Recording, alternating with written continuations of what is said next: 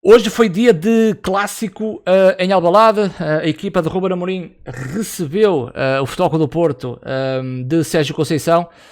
Não foi além de um empate, divisão de pontos, 1-1, golo de Nuno Santos por parte do Sporting para o lado do Futebol Clube do Porto. Luís Dias, o colombiano, faz o empate com uma magia dentro de campo no sentido mais individual e que dá o empate ao Futebol Clube do Porto. Vocês sabem que nas minhas análises, opiniões sobre aquilo que eu vejo, vou então falar das duas partes dos dois clubes, da performance, tanto do Sporting como do Porto, e depois vou dar a minha opinião mais taticamente falando, através do nosso quadro. Já tenho aqui também as estruturas, e vou então falar um pouco das duas equipas. Aquilo que eu quero por dizer, e é por ser também o início desta minha opinião, eu quero que vocês vejam isto como uma mera opinião. Tudo o que eu falo é baseado naquilo que eu sinto, e por vezes aquilo que eu falo não são certezas. Isto aqui não estamos a medir nem a somar coisas que não existem no futebol. Eu dou a minha opinião, eu não tenho certezas porque eu não estou no treino, no exercício, não conheço os jogadores, não falo com os jogadores, não falo com os treinadores, e apenas dou a minha opinião daquilo que vejo perante aquilo que os jogadores fazem dentro das quatro linhas, e por isso é um mero achismo em termos de análise ou de opinião daquilo que vejo, mas nem sempre as tomadas de decisões eu sei, não sei como é que elas são tomadas, e aí baseia-se mais no achismo. É normal que os adeptos perguntem por Wendel. O Wendel não é uma situação à qual eu possa falar muito, porque é um jogador que não foi convocado. Portanto, eu nunca vi jogar o Wendel no contexto do Futebol Clube do Porto, e muita gente também massacra um pouco o desempenho de Marcano, até porque um dos golos acaba por ser desenvolvido através do corredor de Marcano, mas eu acho que o problema não esteve só em Marcano, e eu vejo o problema muito mais coletivo do que individual. Claro que o jogador, no âmbito mais individual, pode falhar, num para um, numa recepção, num passe, mas acho que como um desporto coletivo eu olho muito mais para o coletivismo do que para o individualismo, e acho que o Porto não teve nada bem no setor defensivo e na forma de como defendeu esse espaço. O Sporting, com um 11, o Pote está lesionado, portanto, grande ausência por parte da equipa do Sporting. Ada na baliza, Neto, Coates, Fedal, Porro na direita, Vinagre na esquerda, meio campo a 2 com Palhinha e Mateus Nunes, e depois na frente, Nuno Santos à esquerda, Jobá na direita e Paulinho no corredor central, no eixo mais ofensivo. Por parte do Futebol Clube do Porto, tivemos aqui uma grande surpresa, até porque eu, quando vi o 11 do Porto, claramente estava à espera de um 4-2-3-1, um 4-3-3, em que Corona jogasse à direita e Otávio atrás do ponta de lança, numa linha recuada de Uribe, de Luís Dias, e do outro lado, do outro extremo, ou seja, um trio atrás de Taremi. E então tivemos aqui a grande surpresa para mim. Porto volta a ter o 4-4-2, mas com o Otávio muito à direita, que é o lugar que ele sempre desempenhou, e depois reparei que Corona bem centralizado ao lado de Taremi, um 4-4-2 com Diogo Costa, João Mário, Pepe, Mbemba e Marcano então no lado esquerdo, Uribe no meio campo com Bruno Costa, depois Otávio à direita, Luís Dias à esquerda, e na frente Corona e Taremi. Foi uma surpresa para mim ter visto esta forma de jogar do Futebol Clube do Porto. Acho que Sérgio Conceição estava a tentar trazer alguma criatividade no corredor central e muito nas costas de Taremi, coisa que me fez alguma confusão, porque Taremi é um jogador que sai da posição e podem estar dois jogadores a fazer quase o mesmo trabalho, perdendo também uma referência na frente de ataque, mas depois este Futebol Clube do Porto também trazia muito Otávio para dentro, e foi outra coisa que eu não percebi, com Otávio tão dentro, João Mário para subir no corredor. Foi uma situação bastante tímida para o lateral português, e eu não vi esse corredor do lado direito a funcionar como deveria funcionar, e em muitas situações que João Mário tinha bola, era o próprio Otávio que dava a largura a esse corredor. Vamos falar também já taticamente sobre o jogo. Sobre o Sporting tem uma identidade muito bem definida, independentemente do adversário. Porto, Arouca, Rio Ave, Benfica, Académica, qualquer clube, eu sei que alguns estão na segunda liga, mas por qualquer clube, o Sporting mantém a sua identidade. É uma equipa que pressiona muito alto, é uma equipa que tem um jogo interior, é uma equipa que explora muito bem os corredores laterais através de Porro e neste caso de Vinagre, quando os extremos estão dentro. Uma ligação muito através de uma química fantástica e entre Palhinha e Mateus Nunes, e depois o deslocamento que Paulinho tem a sair da sua zona para que depois os extremos consigam entrar nas costas. Uma primeira parte em que para mim o Sporting foi uma equipa superior à equipa do Futebol Clube do Porto. O Sporting teve mais oportunidades de gol na primeira parte. A jogar em casa, quis crescer perante o Futebol Clube do Porto, e o Porto com alguma dificuldade para conter principalmente os corredores laterais. E aqui o problema não é só em Marcano, até porque João Mário teve também esses problemas, e mais tarde Manafá também teve os mesmos problemas, mas foi mais Sporting. Primeira parte, mais Sporting, mais oportunidades. Diogo Costa faz duas excelentes defesas com dois remates de Nuno Santos, e o Porto a sentir alguma dificuldade. Claro que o Porto saía sempre em transição, mas era uma transição que não estava bem definida. Eu estava à espera que o Porto, na transição ofensiva, conseguisse soltar-se através dos corredores laterais, até porque Vinagre e Porro saíam das posições, e o Porto depois poderia apostar nessa transição ofensiva, e muito por culpa de Luís Dias. Luís Dias, que ainda nem fez 48 horas depois do último jogo pela seleção, e chega a este jogo e faz um jogo incrível. Não só ele faz o gol, mas também era o grande responsável para aparecer nas costas dos laterais do Sporting. Numa segunda parte, parece-me que há um equilíbrio por parte do Porto. O Porto tenta resolver os problemas através dos corredores laterais e não o fez nos primeiros minutos da segunda parte. Lembro-me que ao minuto 48 da segunda parte há um lance que Porro recebe a bola no lado direito, e em termos de basculação por parte do Porto, linha defensiva, numa defesa A4, leva muito tempo a chegar ao corredor, minuto 48, e faz com que, enquanto o Porto bascula para o lado da bola, o Porro faz um cruzamento, a bola passa por cima de todos e vai cair no corredor contrário, onde aparece Vinagre, né? Vinagre sozinho. Mais uma vez o Porto tinha que bascular para o sentido da bola, e aqui há várias soluções para que o Porto tivesse resolvido esses problemas, e vai resolvendo esses problemas durante a segunda parte, como com uma pressão mais à frente identificada e muito mais agressiva sobre o portador da bola, para que ela não chegue aos corredores, e quando a bola chega aos corredores, vai pedir um esforço extra aos jogadores do Porto, que atuam no setor mais ofensivo, de fechar o corredor e de ajudar os seus laterais. Recordo também um momento que, por volta dos minutos 80, entre 80 e 85, há um lance em que a bola entra em Porro, no lado direito.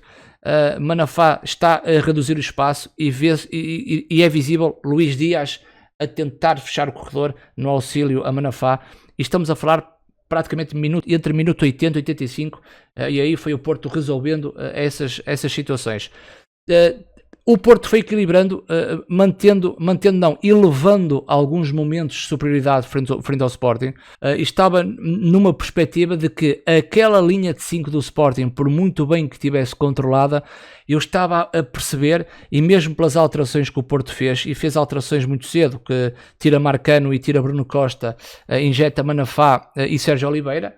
Portanto, mais experiência, maturação para Sérgio Oliveira, mas sempre percebi que o grande perigo do Futebol Clube do Porto poderia estar no jogo interlinhas com Otávio e com Corona, ou o reverso da medalha, podia estar nos pés de Luís Dias, nesse desequilíbrio que poderia fazer no corredor, ou então em cruzamentos para a área, onde pudesse aparecer também Taremi. E foi a partir desse momento de Luís Dias, um momento individual, acho que é Corona que faz um excelente passe, que depois determina o tal sexto momento que toda a gente fala, que é o momento individual de um jogador, que às vezes se superioriza-se à organização coletiva de uma equipa.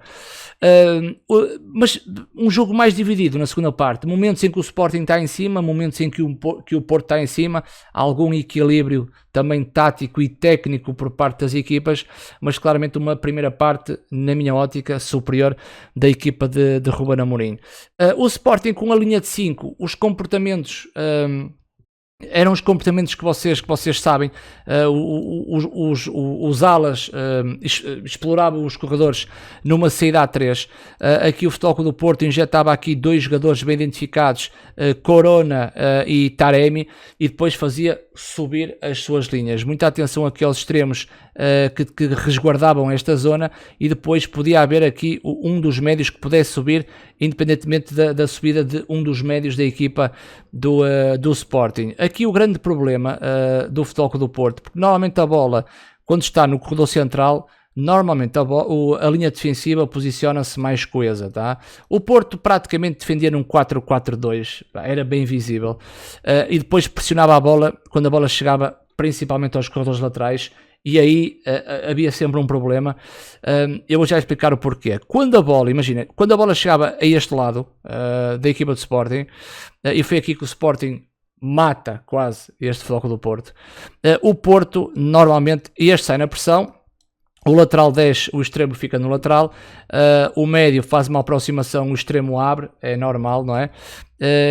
1, 2, 3, 4, 1, 2, 3, 4, ok. Os dois médios, o médio cobre aqui, o ponta bascula, extremo fica aqui, e este jogador vem para aqui, e então o Porto fica assim basculado, tá? A linha 3, lateral com o extremo, e depois o extremo do Sporting, que neste caso do lado esquerdo é o Nuno Santos. Reparem, Nuno Santos, Paulinho e Giovane, portanto o trio bem para dentro. E o que é que vai obrigar? Vai obrigar que o extremo do Porto, do lado contrário, tenha que fechar dentro. Então o Porto faz esta basculação perante a equipa do Sporting, só que esquece que o Sporting ataca a toda a largura e faz projetar os laterais.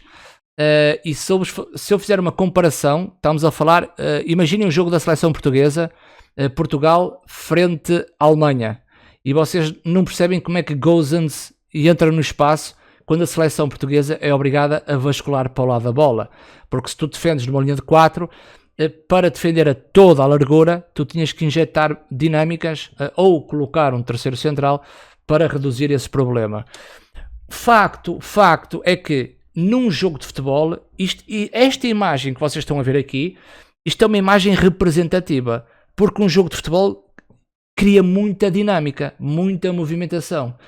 Bastava ao Sporting fazer uma ligação através do corredor central, e aqui cria uma dinâmica, que o Sporting rapidamente injetava a bola no corredor contrário. Porquê? Porque o Sporting fazia subir o Vinagre e fazia subir do lado direito o Porro. Numa linha de 4, o que é que a equipa tem que fazer? A equipa tem que bascular com uma agressividade e com uma intensidade muito grande para reduzir esse espaço.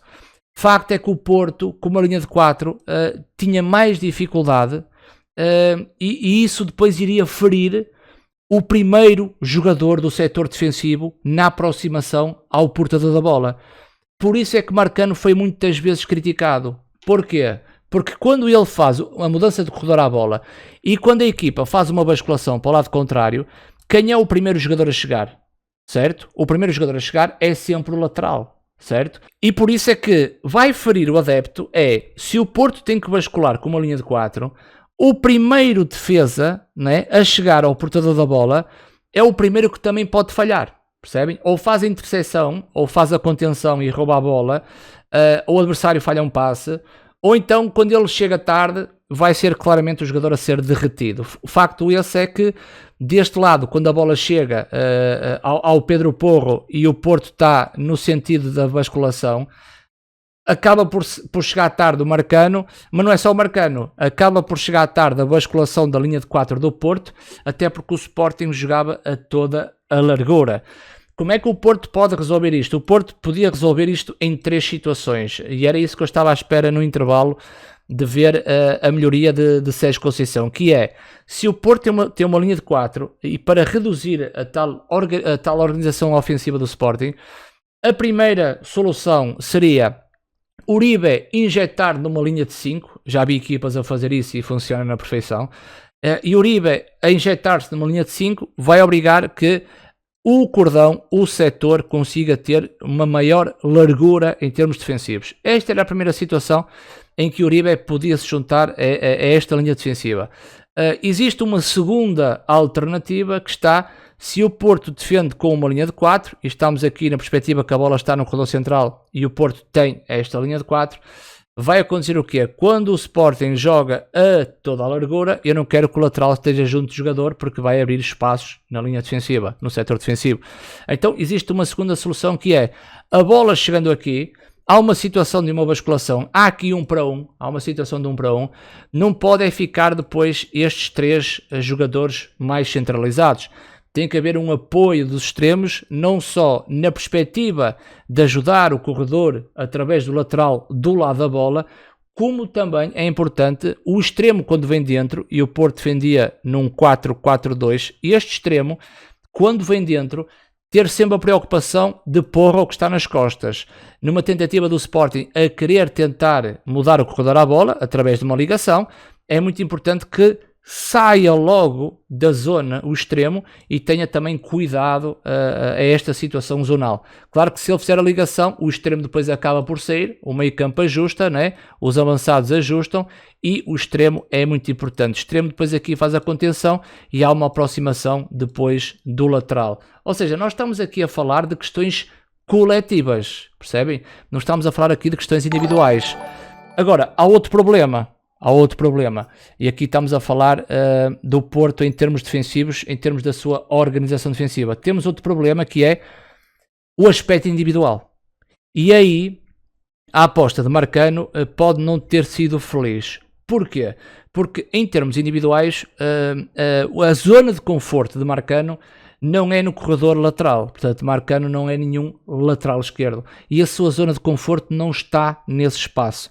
Pode haver alguma dificuldade quando o adversário tem um contexto superior, em que vai apanhar Jobane ou Porro, ou vai apanhar o Sporting. Portanto, o Sporting já num contexto muito superior. Se formos fazer uma análise a adversários teoricamente mais fracos, o Marcano vai dando conta do recado. Mas reparem que lhe falta a zona, faltam-lhe muitas vezes os apoios, falta perceber os momentos que tem que atacar, falta os momentos que tem que defender. Em termos de basculação, não é igual a ser um central ou a ser o lateral, e daí a grande dificuldade.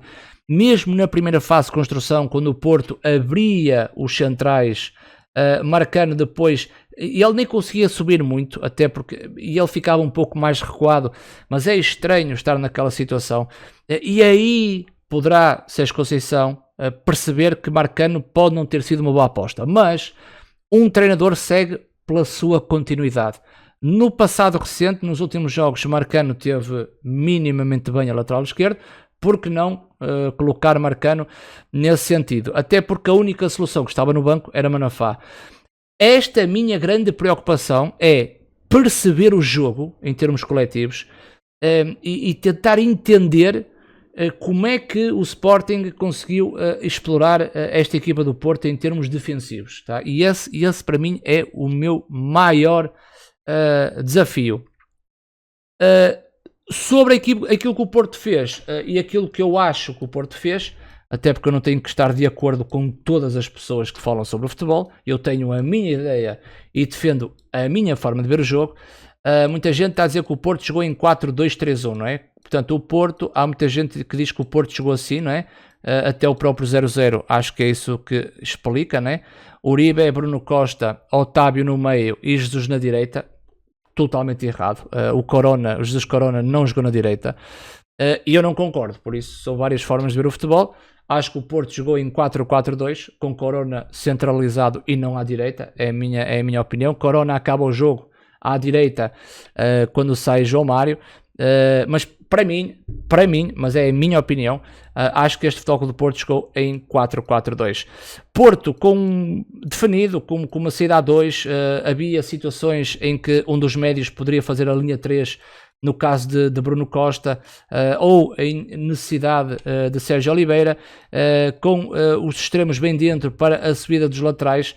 Curioso é que o Porto no lado esquerdo usava mais Luís Dias aberto, até porque tinha Marcano atrás, e no lado direito injetava muito dentro o Otávio para pegar no jogo intermédio. mas por outro lado saía curto as investidas de João Mário. João Mário pareceu-me um jogador mais tímido. Acho que o Porto fica um bocado confuso no corredor central, porque os jogadores têm características idênticas àquilo que é a dinâmica do Porto, e a dinâmica que o Porto precisa no corredor central. Até porque tem Taremi e tem Corona, com Otávio injetado.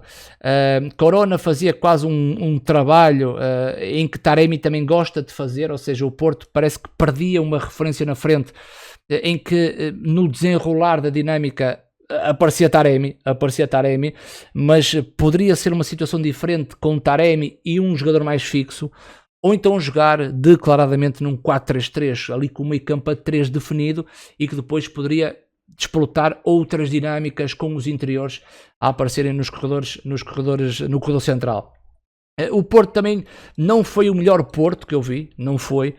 Acho que o Porto teve muito bem nos aspectos sem bola, na agressividade, na intensidade, na reação à perda, mas depois faltou-lhe alguma definição na transição ofensiva. Eu não sei se tem a ver com a dinâmica que Sérgio Conceição trouxe para este jogo, ou se tem a ver com a escolha de jogadores para o sítio certo e para ser criada essa dinâmica. Pelo lado do Sporting igual a si próprio. Falar do Sporting hoje é falar do Sporting nos últimos jogos. Uma linha 3 muito bem identificada, o primeiro médio com o Palhinha e o Mateus, os dois médios sempre à procura de uma linha de passe numa primeira fase de construção, e atenção que o Sporting sai assim, portanto é quase um risco máximo sair assim contra o Porto. Facto é que Ruben Amorim não abdica da sua ideia, mesmo que o Porto, mesmo que o Boa Vista, mesmo que o Benfica ou mesmo que o Santa Clara, o Sporting é assim que sai. Causa-me às vezes um calafrio, mas é assim que sai. Os centrais com o central do corredor central nesta primeira fase faz com que o Sporting quer ter bola e no lado da bola faz baixar o extremo, atenção, e é muito importante. Mas depois há sempre a aproximação do extremo a vir dentro e há sempre o primeiro médio. O Sporting neste corredor consegue ter várias linhas de passe e depois vai depender muito do foco do Porto na anulação desse espaço. E o Porto pode pressionar muito aquele espaço, mas o Sporting consegue depois ter aberturas no corredor contrário para desenvolver o seu jogo. Numa perspectiva, a dinâmica é quase a mesma. O Sporting tem bola, sai através do seu lateral. Quando o lateral tem bola, exatamente Nuno Santos dá a largura, cria espaço, Paulinho faz a basculação, o Giovane está completamente dentro e aparece depois um médio mais Palhinha ou Mateus. Eles estão sempre a fazer a permuta de posicionamento. Claro que os centrais depois saem desta zona.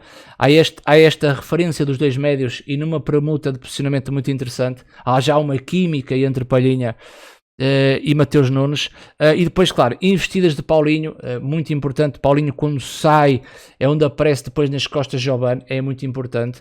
Mas aquilo que define o Sporting para mim é que quando o Porto sobe completamente as linhas e o Porto a defender um 4-4-2, até porque este jogador está subido e o Porto está basculado neste sentido da bola, aquilo que eu mais gosto deste Sporting é o Sporting ter uma grande capacidade de fazer mudar o corredor à bola, e é onde depois aparece o lateral contrário e o Sporting injeta a bola através do corredor contrário. É das situações que mais me agrada neste Sporting.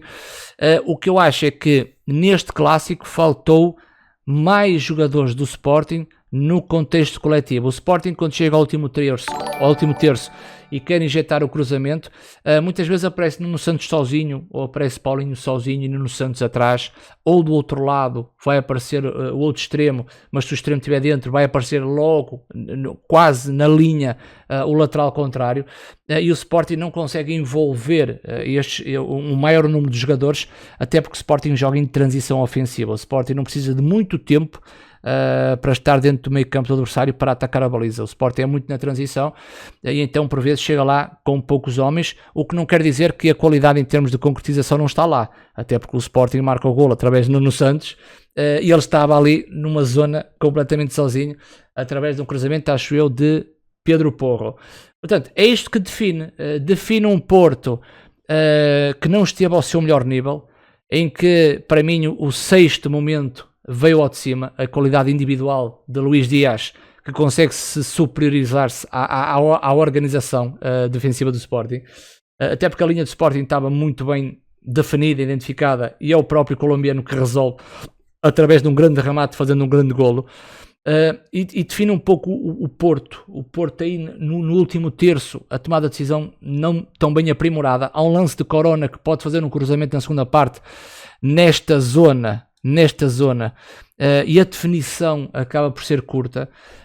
Mas por parte do Sporting há sim uma identidade muito mais definida, e eu creio que mesmo o Sporting a empatar em casa, parece-me que em termos de sustentabilidade este Sporting dá-me mais do que o momento atual deste Futebol Clube do Porto, em que já vi o Porto em melhores dias, mas acaba por fazer o empate. Definição deste Sporting, muito bom na transição ofensiva, um Sporting muito bom na exploração dos corredores laterais, à procura também daquilo que o Porto não foi resolvendo, os problemas dos corredores laterais, mas a segunda parte pauta mais pelo equilíbrio e por isso é que deu um empate. Portanto, uma primeira parte do Sporting, em que o Sporting poderia ter marcado mais 2 golos através de Nuno Santos, mas o Diogo teve excelente, o guarda-redes do Futebol Clube do Porto, o Diogo Costa, teve excelente. Acho que tem uma grande margem de progressão. E na segunda parte aí pautou pelo equilíbrio. O Sporting teve momentos superiores ao Porto, o Porto também acaba por ter esses momentos superiores ao Sporting, e dá-se um empate. Acho que não sei se é um resultado justo, deixo aí para vocês, para os vossos comentários, dizerem se é justo ou não o resultado. Sei que gostei do jogo aberto, área a área, muita preocupação ofensiva, muita preocupação defensiva, muito equilíbrio nas duas equipas, e tivemos tudo, transições, organização e até o sexto momento através de Luís Dias, que fez um grande golo. Ficamos pelo empate no clássico, primeiro clássico da época, acho eu, né? Liga Bwin. Pontos repartidos, e espero que vocês tenham gostado da minha análise. Se quiserem acrescentar mais alguma coisa aí, podem acrescentar, não se esqueçam, comentem aí na caixa de comentários, e estamos aí no próximo vídeo, que em princípio deve ser para a semana com competições europeias.